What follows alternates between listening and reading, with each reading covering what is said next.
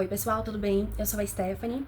Hoje eu tô aqui pra falar sobre um tema bem polêmico, mas que eu tenho certeza que vai ajudar muitas vidas, muitas pessoas que precisam de ajuda, precisam de conselhos também, e pelo outro, eu acho que faz toda a diferença no final. Bom, então eu vivo com a bipolaridade, fui diagnosticada recentemente com 25 anos para quase 26 anos.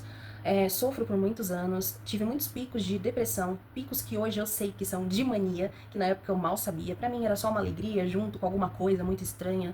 Sempre fui diferente, sempre fui estranha, sempre tinha um buraco dentro de mim, sempre teve alguma coisa que eu não conseguia explicar. Hoje eu consigo explicar. E essa é a melhor coisa que tem, que eu posso dizer. Né? Não é só questão de, eu ter um diagnóstico. Não, é questão de você poder pelo menos olhar e pensar, eu sei que caminho que eu posso percorrer, eu sei por onde que eu posso ir. Então é isso que pra mim faz a diferença. E hoje, sabendo que eu realmente tenho, e cada dia, né, pegando um pouco mais de conhecimento, inclusive com profissionais, né, da própria área da saúde, eu consegui entender que eu tive sim casos de mania, ou alguns casos até depressivos. Então, depois de um tempo, eu fui percebendo que com o conhecimento que eu fui adquirindo, né, após o diagnóstico, com profissionais da própria área, eu fui entendendo momentos em que eu pensei que, sei lá, foi algum sintoma da própria depressão, do próprio estado, transtorno de estresse pós-traumático, coisas assim que eu sempre, né, tinha aquele diagnóstico da ansiedade e que hoje eu sei que não. Hoje eu sei que faz parte do transtorno bipolar e que eu fiquei completamente fora de mim, que é a tão famosa psicose que a gente chama, né? Acho que esse nome é um nome que a gente tem até medo quando a gente fala psicose. Nossa, todo mundo quer sair correndo, mas é uma realidade. A gente tem que entender, a gente tem que compreender, inclusive até as palavras que são utilizadas, pra gente não colocar essa imagem ruim em cima de uma palavra, que se a gente entender ela, a gente vai compreender a situação.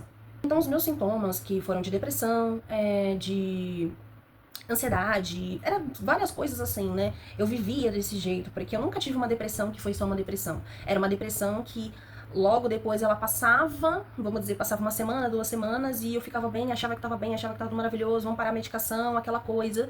E daqui a pouco eu me afundava mais ainda, me afundava mais ainda. E durante a minha adolescência, eu utilizei drogas, bebidas, né? Foi ali que começou mesmo meu vício com cigarro, álcool. Então eu tive que lidar muito com isso, tem coisas que eu carrego até hoje. Mas sempre, inclusive assim, né, como que a gente diz, essas drogas que são alucinógenas, elas deixavam então com mais alucinação ainda. Então eu sempre tive algo pra isso, né? E cheguei sim em algumas situações ter aquele sentimento de perseguição, aquele sentimento de, eu não vou detalhar aqui especificamente, né? Mas assim, eu posso dizer que eu tive vários momentos. Realizações suicidas, eu tive muitas, né? Mas assim, não se comparava na minha adolescência quando eu cheguei na minha fase adulta. Porque quando a gente chega na fase adulta, tudo muda, porém na minha vida mudou de uma forma completamente diferente, né? Então, incluindo até o que eu comecei com o meu discurso no começo, falando sobre mim, eu tenho um filho, que esse filho, além de ser diagnosticado com autismo, ele nasceu prematuro, né? Então eu passei por um parto muito complicado, eu quase morri, ele quase morreu, a gente sofreu muito, ele nasceu, ficou internado, então foi muito tempo de hospital, UTI, passamos por uma barra, e logo depois, na minha cabeça, quando eu percebi, eu pensei, é uma depressão pós-parto ou algo assim, né, que eu nem entendi o que era. E ficou por isso, né, mas assim, eu tinha muitas, naquela época eu ainda estava bem. O meu maior problema, e assim, a questão em si, né, essa é uma tragédia pra nós, foi quando houve o falecimento da minha enteada. Aí assim, eu realmente entrei num buraco que, cara, eu quase não saí desse buraco, né, então, só resumindo, assim, foi um atropelamento, ela tinha 12 anos, meu filho tinha acabado de fazer 1 ano, e eles tinham uma ligação muito forte, era um negócio muito louco, assim, e aconteceu isso, né, numa avenida super conhecida, nossa, passou na TV, então assim, foi dor de todos os modos possíveis pra todo mundo que estava vivendo aquela situação. E a gente teve que aprender a passar por aquela situação, né, mas eu, naquele momento, o que me segurou foi o meu filho, porque ele era pequeno, eu amamentava ele no peito, mas às vezes assim, desde que ela faleceu, eu chorava todo dia, eu entrei numa depressão assim, eu chorava todo dia, eu ficava mal todo dia, eu tava triste todo dia. E quando eu comecei a ver, eu comecei a entrar pânico, num pânico, era assim, eu sabia que eu ia morrer, eu tinha uma certeza que eu ia morrer a qualquer momento, porque naquele momento eu questionava muito, né, por que eu não morri, né, porque eu tive uma pré-eclâmpsia, então eu pensava assim, Deus, por que você não me levou e deixou? Eu ficava nesses questionários, e E aí eu fui começando a escrever cartas, fui começando a escrever senhas minhas pra deixar pro meu marido, tudo assim possível, porque eu tinha crença que ia acontecer alguma coisa comigo a qualquer momento. Comecei a acreditar que era o fim do mundo, realmente, assim, na minha cabeça era o fim do mundo. E assim, você conversa com as outras pessoas, você tá ali, você tá vivendo ali, mas na sua cabeça você tá com aquela crença. Só que você sabe que você não vai falar com as outras pessoas, porque vão achar estranho. Mas eu acreditava naquilo, aquilo realmente ia acontecer. E a gente tava passando pela pandemia, né, no ano de 2021. Então assim, foi muita coisa, mas eu lembro de ser muito forte. E na época eu fui até diagnosticada com um transtorno de estresse pós-traumático, por conta da rua, assim, né? Porque como foi uma questão de atropelamento, o falecimento dela, então, assim, virou um trauma carro, sabe? Tudo. Então, era demais, assim, na minha cabeça, toda vez que eu ia sair na rua, aquele carro passando, sabe, o estômago, assim, toda a barriga, assim, gelava, eu gelava de todos os jeitos. Eu sentia cada sensação terrível, sabe? Aquela sensação de morte mesmo, sensação de morte.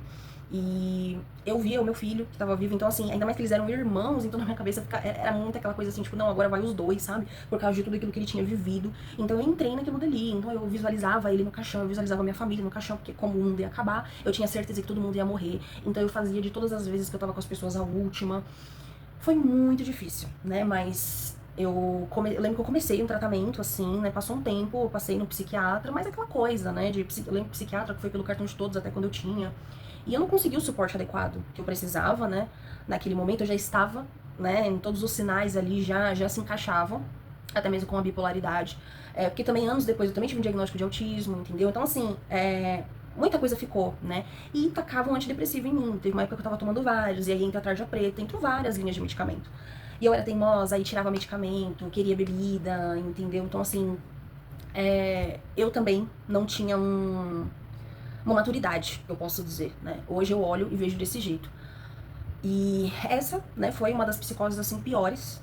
A minha depressão, ela chegou a um ponto tão grave que eu tentei o suicídio, né? Não foi só a idealização. Chegou o momento de eu ter a tentativa, né, de suicídio dentro de casa. E não vou dizer da forma como foi, enfim, mas, assim, é real, né? É uma coisa que acontece. E eu digo, assim, né, que fique de experiência para outras pessoas. Vá atrás, se você desconfia de algo específico em você, vá atrás, porque às vezes pode ser muito mais do que você imagina. Hoje, pra mim, ter um diagnóstico é libertador, porque eu entendo. Eu entendo todas as vezes que eu fui impulsiva, né? Na época, assim, eu lembro que passou um tempo, meu marido saiu do trabalho dele, ele recebeu quase 30 mil, assim. E eu lembro de praticamente eu ter torrado na Shopee com coisas que na minha cabeça eram necessárias pra casa, sabe? Que não tinha toda essa necessidade. Chega momentos, assim, tipo, de faltar pra pagar a conta, sendo que não tinha nem como, porque foi feito um acordo, tudo. Então, assim, eu tive vários picos de várias coisas, e aí entra picos de agressividade, né? Nesses momentos que eu tava nessa casa, né? Eu tava tendo esses picos, assim, de acreditar que era o fim do mundo. Então eu tinha picos de agressividade, quebrar coisas, quebrei porta de guarda-roupa, espelho, bati minha cabeça no chão. Meu marido tinha que conter, meu filho chegou a ver cenas assim. Então, não é fácil, gente. A gente passa aí, é muita terapia. Eu faço minha terapia hoje em dia, tomo minha medicação, vou continuar com o meu tratamento e continue, entendeu? E continue, porque é real. Não é uma coisa que aconteceu hoje, que pode nunca mais acontecer. É uma coisa que aconteceu e pode acontecer novamente. Você vai conseguir, com o suporte, entender seus gatilhos. Esse que é o negócio, né? E cada um tem de uma forma diferente. Eu sei, por exemplo, que se eu utilizar drogas mais pesadas, que aí a gente entra, por exemplo, LSD, êxtase, lança, cocaína, crack, nossa, todas essas linhas assim pra frente, eu sei que com elas eu posso surtar, entendeu? Pelo que eu entendo, né, do meu organismo e também, né, do transtorno. E eu sei também quais são alguns dos gatilhos que eu tenho no meu dia a dia que causa isso. Como, por exemplo, até com meu filho, eu lido com uma criança autista, nível 3 de suporte não verbal. Então, assim, você tem que se desdobrar, você às vezes tem que se entender e entender aquela criança. E aquela criança precisa muito mais de você, porque eu, pelo menos, sei comer, né, ir no banheiro, limpar, tomar banho, sair, ganhar dinheiro, ele não sabe. E é isso, pessoal, né? Eu espero que tenha ajudado vocês. Observem, corram atrás, não acreditem também em qualquer diagnóstico que você tiver. Hoje eu tô aqui, hoje eu posso contar a minha história, mas às vezes eu não teria tido essa oportunidade, né? Então a gente tem que enxergar por esses pontos e que possa ajudar mais pessoas também, tá bom? Tchau, pessoal!